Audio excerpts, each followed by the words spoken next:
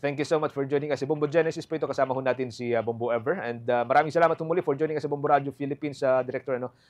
Unang-unang, ano hong take ho ninyo dun sa kamakailan po inilabas ho ng Bureau of Treasury, ano, na paglubo ho ng utang ng Pilipinas, halos 17 trillion pesos na raw ho ito, Director? Medyo malaking problema yan kasi sa ngayon, hindi pa nga nangangalahati ang taon ni Pangulong Marcos.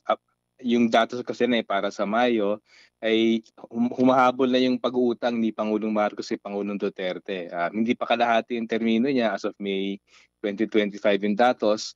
Pero yung 7.2 trillion pesos na hiniram niya ay 3/4 na doon sa 9.4 trillion ng inutang ni Pangulong Duterte. Tapos yung bayad utang, mas malala pa nga, halos katumbas na ang binayad niya sa kalahati ng kanyang termino sa buong termino ni Pangulong Duterte. Nagbayad siya ng 5.1 trillion pesos sa bayad utang na halos malapit na kadikit na doon sa 5.16 trillion pesos ni Pangulong Duterte. Tapos medyo, pati sa target mo ng gobyerno, medyo delikado na kasi ang target niya actually nitong katapusan ng 2025, umabot ng 17.4 trillion lamang yung utang. Pero ayun nga, kaligitnaan pala ng taon, 16.9 trillion na. Kaya medyo malaking problema sa utang at yung nakakalungkot dito, ang pinaka-nakakaramdaman ng problema naman ay yung mga ordinaryong Pilipino sa pagbawas ng serbisyo sa kanila.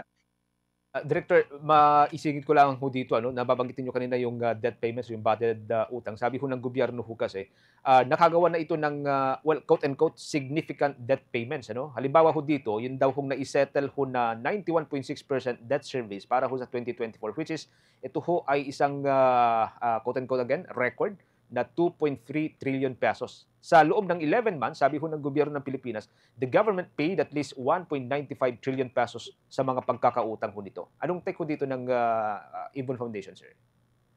Siguro maganda ipaliwanag ng gobyerno kung sa paano niya nabayaran yan. Kasi alam niyo ba, humigit kumulang 7 sa 10 pisong inuutang natin ay bumabalik bilang bayad utang. So malaking problema yan.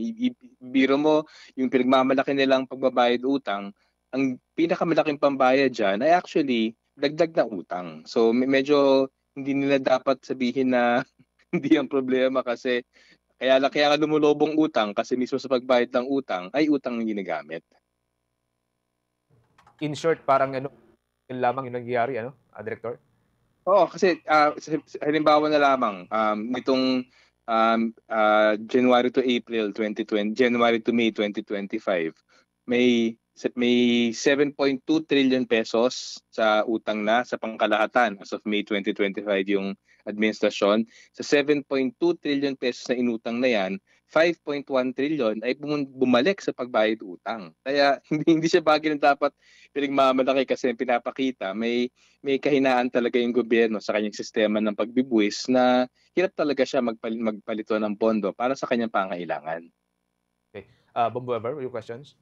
Right. May nakikita naman po ba kayong epekto ito pong paglobo po ng utang ng gobyerno sa kumpiyansa po ng mga investors or mamumuhunan po dito sa ating bansa? Kasi based po sa statement coming from the Bangko Sentral ng Pilipinas ay tumataas daw po itong pamumuhunan sa bansa. Well, una-una, yung mga namumuhunan, yung mga may kaya, hindi sila na problema dito kasi hindi naman nila nararamdaman eh. Kumbaga, sa ngayon nga, yung mga namumuhunan, lumalaki ang tubo nila. Malaki yung suporta sa kanilang negosyo dahil sa mga infrastructure projects ng pamahalaan. Pero yung talagang pagbayad ng utang, nararamdaman doon ordinaryong Pilipino na mabawasan ng serbisyo. Kaya nga, binawasan ng budget para sa irigasyon, binawasan ng budget para sa kalusugan, kulang na kulang ang budget para sa edukasyon.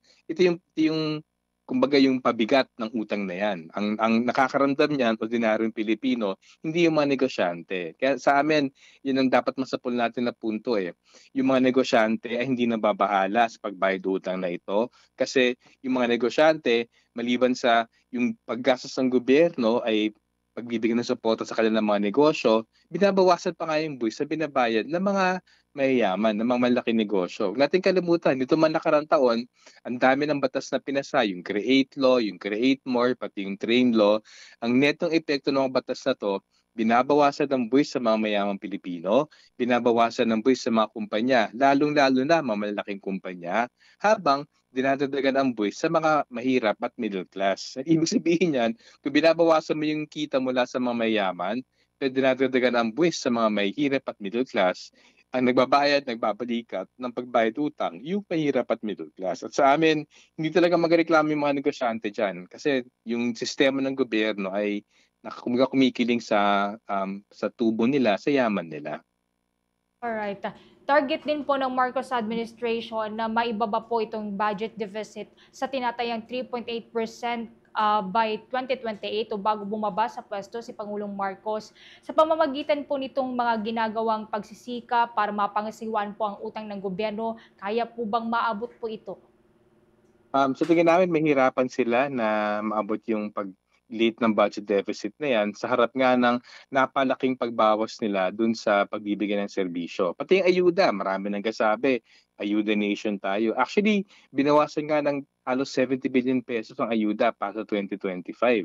Yung kalusugan, binawasan ng kalahating bilyong piso. Yung budget para sa state universities and colleges, binawasan. Budget ng TESDA, binawasan. Budget ng CHED, binawasan. Budget ng DepEd, hindi pa nga sumabay sa pagtaas ng presyo ng bilihin, yung pagtaas. Agrikultura, binawasan din yung budget. So para sa amin, yung budget deficit na yan sa gitna ng pagbawas na ng serbisyo para sa mahirap at sa middle class at sa mga nangangailangan, sa harap ng pagbawas ng serbisyo, dahil tuloy-tuloy pa talaga yung pagbawas ng buwis sa mga mayaman, hindi niya mahabol yung deposito na yan. At isang palatandaan yan, ayun nga, nasa kalahati pa rin tayo ng taon, ng termino ni Pangulong Marcos, nasa kalahati pa rin tayo ng taon, pero na anto yung target niya para dun sa paglobo ng utang, halos naabot na niyan. Humahalik na dun sa buong taon na utang for 2025, yung 16.9 trillion pesos na utang ngayon. Kaya ano yan, kaya lumulobo yung deposito, yung utang, kasi hindi naagapan yung deposito. Bakit? Kasi kahit binabawasan ang serbisyo ng Pilipino, tuloy-tuloy ang pagbigay ng subsidyo sa pamamagitan ng malaking magarbang infrastructure projects sa mga malaking kumpanya. Samantalang binabawasan pa yung buwis sa mga may kaya dapat magbayad ng dagdag na buwis para nga mabawasan ang pag-uutang natin. Maraming salamat. Thank you for joining us dito po sa Bombo Radio Philippines again, Director Sunny Africa, sir. Hanggang sa mga susunod na kayo po aming makausap, siguro panghuli na lamang kung nais po natin mag-iwan ng ating expectation para po sa magiging ika-4 na zona ni Pangulong Marcos, sir. Well, sa amin, ang inaasahan namin ay tulad nga na nabanggit nyo kanina, sasabihin ng pamahalaan, mahusay ang pagpapatuloy ng ekonomiya. Pero sa amin, ang pinakamahalaga, kung babebe ng performance administrasyon, so usapin ng kahirapan, ayon sa SWS, nadagdagan ng halos 2 milyon ang mahirap na pamilyang Pilipino. Ayon din sa SWS, nadagdagan ng halos 1.2 milyon ang nagugutom na Pilipino, na pamilyang Pilipino. So sa amin, ang pinakapanukat ng takbo ng ekonomiya, hindi itong mga pinagmamalaki ng administrasyon na economic growth o pagkutulan ng deposito o naman mga kalokohan. Kung hindi nararamdaman ng mahirap at middle class ang pag-unlad ng ekonomiya, walang totoong pag-unlad. So inaasahan namin, hindi magsasabi ng totoo yung pamahalaan at ang problema dyan, kundi aminin yung problema, mahirap hanapan ng solusyon. Hanggang sa mga susunod na araw, maraming salamat. Ingat po kayo, Ginoong Sunny Africa, sir.